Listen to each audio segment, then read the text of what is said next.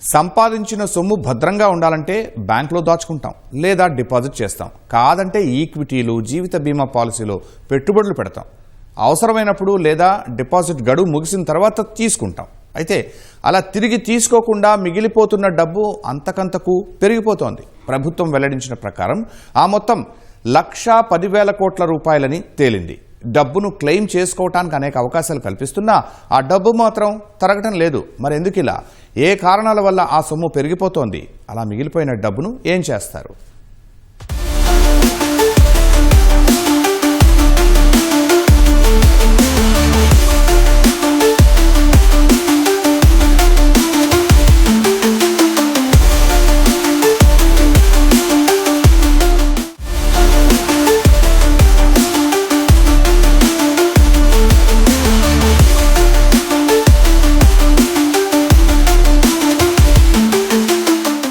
సాధారణంగా బ్యాంకుల నుంచి అప్పులు తీసుకుని ఎగ్గొట్టారు అనే వార్తలు ఎక్కువగా వినిపిస్తూ ఉంటాయి.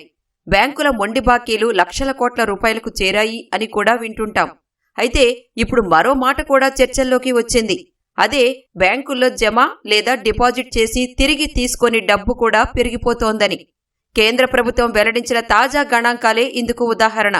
వీటి ప్రకారం బ్యాంకులు, ఈక్విటీ పెట్టుబడులు, జీవిత బీమా పాలసీ సంస్థల వద్ద 2025-26 ఆర్థిక సంవత్సరం ముగింపు నాటికి సుదీర్ఘకాలంగా ఖాతాదారులు, డిపాజిటర్లు, నామినీలు సహా ఎవరూ వెనక్కి తీసుకొని మొత్తం 1,10,000 కోట్ల రూపాయలని తేలింది. ఇందులో బ్యాంకుల వద్ద 83,000 కోట్లు, జీవిత బీమా పాలసీలు 14,000 కోట్లు, ఈక్విటీ పెట్టుబడులు 10,000 కోట్ల రూపాయలున్నాయి. దీనికి కారణాలు ఏంటి అని ఆరా తీస్తే చాలానే ఉన్నాయి.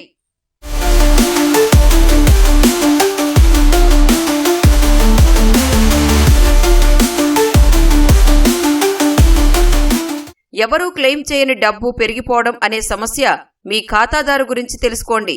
కేవైసీ ప్రక్రియ డిజిటల్గా కాకుండా పత్రాలతో నిర్వహించిన పాత ఖాతాలతో ముడిపడి ఉంది. ఖాతాలను పాన్, ఆధార్ లింకు చేయడానికి ముందు చేతిరాతతో నమోదు చేశారు. కొన్ని పేర్లలో అక్షర దోషాలు, తాత్కాలిక చిరునామాలు మాత్రమే ఉన్నాయి. ఇప్పుడు లబ్ధిదారులు ఆ డబ్బులు వెనక్కి తీసుకోవాలని డిజిటల్ కేవైసీని లింక్ చేసే సమయంలో పాత రికార్డులకు, ప్రస్తుత వివరాలకు మధ్య తేడాలు సవాలుగా మారుతున్నాయి. పాత ఖాతాల్లో నామినీ వివరాలు లేకపోవటం వల్ల యజమాని మరణించిన తర్వాత వారసులు కార్యాలయాల చుట్టూ తిరగాల్సి వస్తోంది. అర్హత నిరూపణ కూడా సమస్యగా మారుతోంది.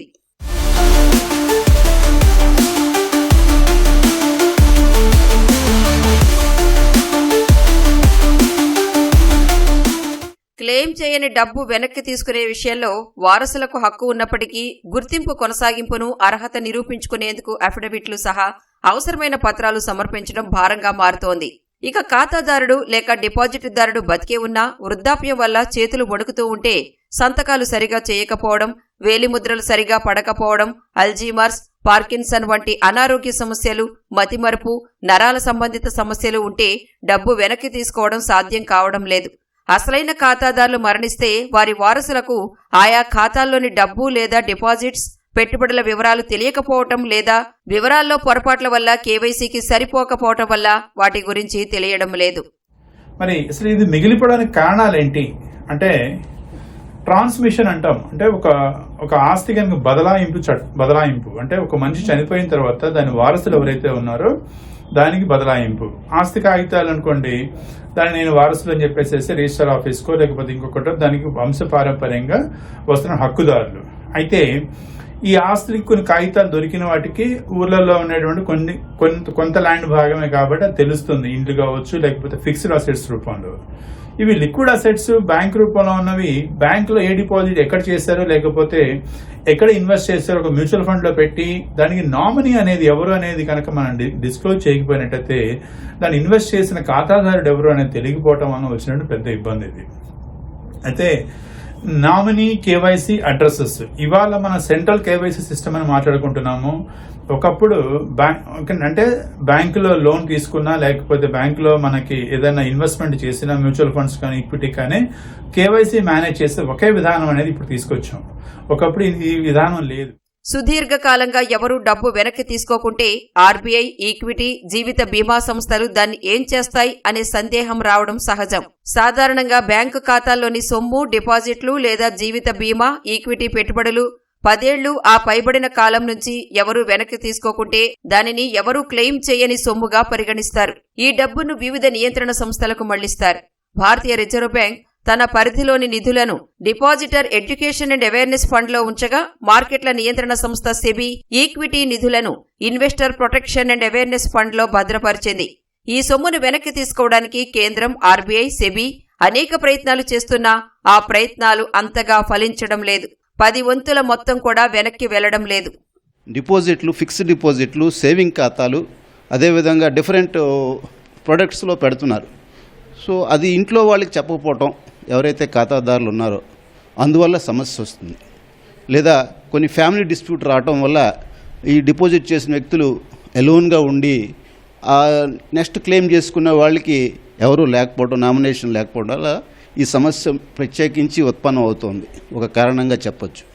సో మన ఆర్బీఐ తీసుకున్నటువంటి ఫలితాలు ఏవైతే ఉన్నాయో అనుకున్నంతగా ఇమీడియట్గా రాకపోయినా రాబోయే కాలంలో తప్పనిసరిగా మంచి ప్రగతినే చూస్తామని నా ప్రగాఢ విశ్వాసం. బ్యాంకుల్లో క్లెయిమ్ చేయని డబ్బును వెనక్కి మళ్లించడం కోసం RBI unclaimed deposits gateway to access information Udgam అనే పోర్టల్ను ప్రారంభించింది. ఫోన్ నెంబర్ ఉపయోగించి ఈ పోర్టల్లో రిజిస్ట్రేషన్ చేసుకోవచ్చు. ఖాతాదారుని పేరు, గుర్తింపు వివరాలైన Aadhaar, PAN, voter ID, driving licence, passport, పుట్టిన తేదీ వివరాల్లో కనీసం 1 నమోదు చేయాలి. వివరాలు సరిపోతే పోర్టల్లో బ్యాంక్ పేరు, ఖాతా రకం, శాఖ వివరాలను చూపిస్తుంది. చాలా బ్యాంకులు క్లెయిమ్ చేయని డిపాజిట్స్ ను వెతికేందుకు తమ వెబ్సైట్లలో సౌలభ్యం ఇస్తున్నాయి. బ్యాంక్ స్టేట్మెంట్లను పరిశీలించడం ద్వారా మర్చిపోయిన ఖాతాలను గుర్తించేందుకు వీలు కలుగుతుంది. క్లెయిమ్ చేయని డిపాజిట్లను గుర్తించిన తర్వాత సంబంధిత బ్యాంకు శాఖకు వెళ్లాలి. బ్యాంకు క్లెయిమ్ ఫామ్ అందిస్తుంది. దీన్ని పూర్తి చేసి అన్ని పత్రాలను సమర్పించాలి. ఖాతాదారు మరణిస్తే చట్టపరమైన వారసులు లేదా నామినీలు క్లెయిమ్ చేసే సందర్భంలో మరణ ధృవీకరణ పత్రంతో పాటు వారసత్వ ధృవీకరణ పత్రాలు సమర్పించాలి.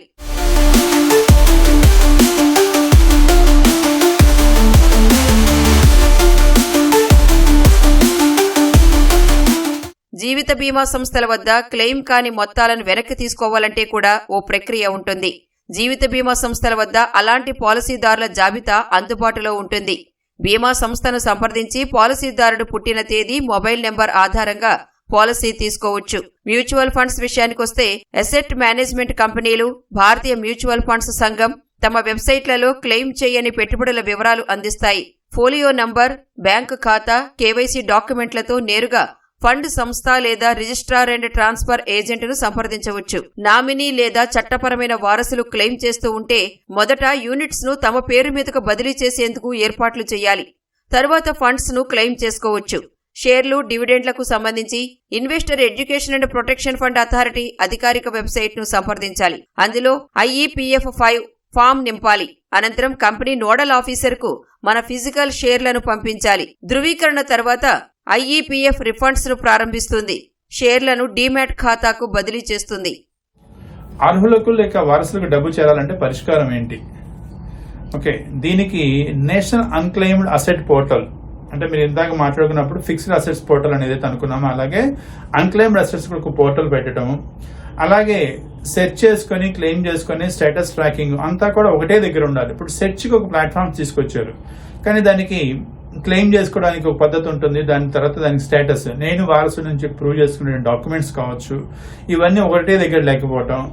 నామినీ సిస్టమ్ ఏదైతే ఉందో అది చాలా బలంగా ఉండాలి. నామినీ సిస్టమ్ కూడా మనకి అది బలంగా లేకపోవటం వల్ల కూడా డెత్ రిజిస్ట్రేషన్ తోటి ఏదైనా ఒక డెత్ సర్టిఫికేట్ ఇష్యూ చేస్తున్నారు, కానీ దాన్ని ఫైనాన్షియల్ ఇన్స్టిట్యూషన్ తోటి అలర్ట్, అంటే ఫైనాన్షియల్ ఇన్స్టిట్యూషన్స్ అన్నిటికీ కూడా పలానా మనిషి చనిపోయాడు అనేటువంటి విషయాన్ని ఆ సిస్టమ్తో ఇంటిగ్రేట్ చేసినట్లయితే ఈ యొక్క ఇబ్బంది ఏదైతే అన్క్లెయిమ్డ్ అసెట్స్ ఏవైతే మిగిలిపోతున్నాయో ఇవన్నిటిని కూడా చేసుకోవచ్చు. అలాగే స్మాల్ క్లెయిమ్స్ వీటి అన్నిటికీ కూడా చాలా సింపుల్ ప్రాసెస్ ఉండాలి. అది కాంప్లికేటెడ్ ప్రాసెస్, అంటే అన్ఎడ్యుకేటెడ్ కావచ్చు, ఎడ్యుకేటెడ్ కావచ్చు, ఎవరైనా సరే చాలా త్వరగా వెళ్ళి చాలా సింప్లెస్ట్ వేలో దాన్ని క్లెయిమ్ చేసుకునే విధంగా ఉండాలి. క్లెయిమ్ చేయని మొత్తాన్ని వెనక్కి మళ్లించడానికి ఆర్బీఐ, సెబీ గతేడాది మీ డబ్బు మీ హక్కు అనే ప్రచార కార్యక్రమాన్ని చేపట్టాయి. అక్టోబర్ నుంచి డిసెంబర్ వరకు సాగిన ఈ కార్యక్రమంలో డిజిటల్ టూల్స్, స్థానిక గైడ్స్ ద్వారా ప్రజలకు సహాయం అందించారు. రికార్డులు అప్డేట్ చేయడం, క్లెయిమ్ ప్రక్రియ పూర్తి చేయడంలో భాగమయ్యారు. డిజిటల్ టూల్స్ ను ప్రదర్శించి దశలవారీ డెమోల ద్వారా ప్రక్రియను సులభతరం చేశారు. ప్రజలు తమ క్లెయిమ్ చేయని డబ్బును ఎలా వెతకాలో స్పష్టమైన సమాచారం అందించారు. స్టాండర్డ్ ఆపరేటింగ్ ప్రొసీజర్స్, తరచూ అడిగే ప్రశ్నలతో ప్రక్రియను సులభంగా, పారదర్శకంగా నిర్వహించారు. ఈ కార్యక్రమంలో భాగస్వామ్యమై ప్రజలు తమ క్లెయిమ్ చేయని మొత్తం గురించి అవగాహన పెంచుకోవడంతో పాటు ఆ డబ్బును తిరిగి తీసుకునే దిశగా అడుగు వేయాలని స్వయంగా ప్రధాని నరేంద్ర మోదీ పిలుపునిచ్చారు. ఇంత చేసినా దానికి స్పందన అంతంత మాత్రంగానే వచ్చింది. దీని ద్వారా కేవలం 5,777 కోట్ల రూపాయలను మాత్రమే లబ్ధిదారులకు తిరిగి అప్పగించారు.